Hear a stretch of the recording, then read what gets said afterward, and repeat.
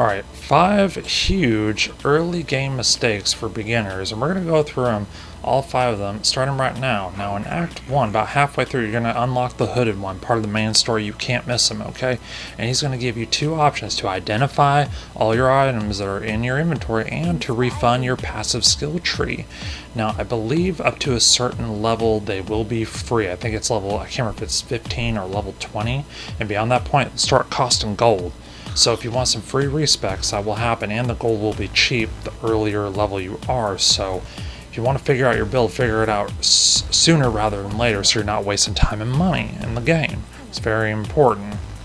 And obviously their Scrolls of Wisdom cost 25 gold, which doesn't sound like a lot now, but early in the game you're going to be very broke. Since rarity is nerfed, keep this in mind.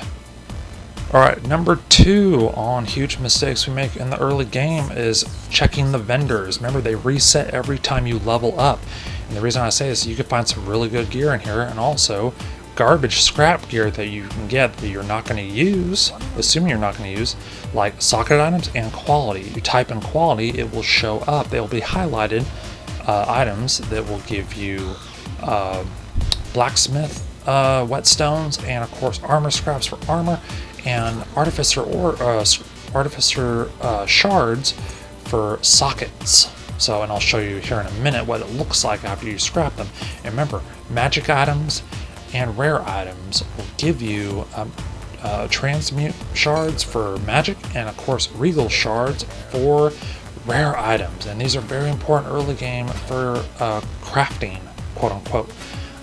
So you can get, you upgrade your gear as you go, and you're going to need this stuff, trust me. It's very important. And uniques too, don't forget uniques. If you don't like a unique and you know it's garbage, when you disenchant it, like everything else I talked about, it will give you 1 chance shard. And once you have 10, you'll get a chance orb, and you can use that for whatever you're doing, or sell it for exiled orbs or any currency you need. And also flasks. Don't forget flasks. It will give you the glass bottles, upgrading your flasks. So don't forget those. They can be scrapped at the bench too. So big FYI here. Alright, now number 3 on the list. Early in the game, you'll find some lesser jeweler orbs. Either buy them on the trade market, or you'll find them in the game. They are pretty commonality, and what you'll do is you'll add a socket to your gem, and then you can use a vol orb to potentially get a additional socket here, so you have 4. As you can see, I got lucky with this one just randomly, just to show as an example. You can get that, but since it's a corruption, it could either increase a socket, increase a level on the gem, or it could decrease a socket or decrease a level too. It's unpredictable as it's the nature of it. And it'll be a little expensive early on, since you're going to be a little broke here. So honestly, I don't think it's worth it, but if you're not going to use vol orbs or anything else, then by all means do it. And greater jewel orbs are going to be expensive too, so you might as well save it for that. And additionally, in Act 3, Jaquani's Sanctum, you will get, on normal difficulty and cruel difficulty, you'll find in the middle of the map a free vol orb. It's basically, it's a little stone statue that will give you 1 free corruption per that, so keep that in mind. Now, number 4, when you're going through the campaign, you will have side quests, side objectives that you can do here and that you need to do that will give you permanent buffs. For example, 30 Spear when you defeat King the Mist here in Failthorn, and then there's this optional boss right here that gives you 10% permanent buff to your cold resistance, and then 2 weapon skill points from defeating that crow boss, and then finding Yuna's loot over there. And at the end, you'll get 25 life for defeating this optional boss over here, or 20 life, whatever maximum to your life. So all these, they don't may sound like a lot, but they are really important. They add up over time, trust me, because you're going to be very weak going through the game, especially on a fresh league start during Dawn of the Hunt. We're going to be all broke, brand new, trying to get gear, trying to level up, and you're going to get your ass whooped a little bit, I'm sure. So you have to keep all these in mind.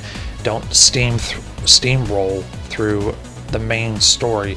Do the optional side. Now, you don't have to do every optional one, just focus on the ones that give you permanent buffs. Now, I did a video a while back that shows you all the permanent buffs that are not just located, but what they look like too, and their actual on the map location. So please, please, please do these as you go. You will not regret it in the end.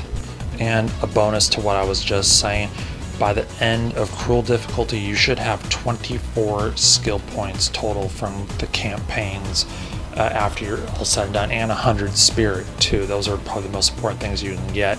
And you'll see in your passive skill tree in the top right corner, it should say 24, so you know you didn't miss any. Now the final one, number 5. We're going to be talking about the Trial of Sekima relics and how important relics are, especially emphasis on honor resistance and honor maximum honor and honor restoration too.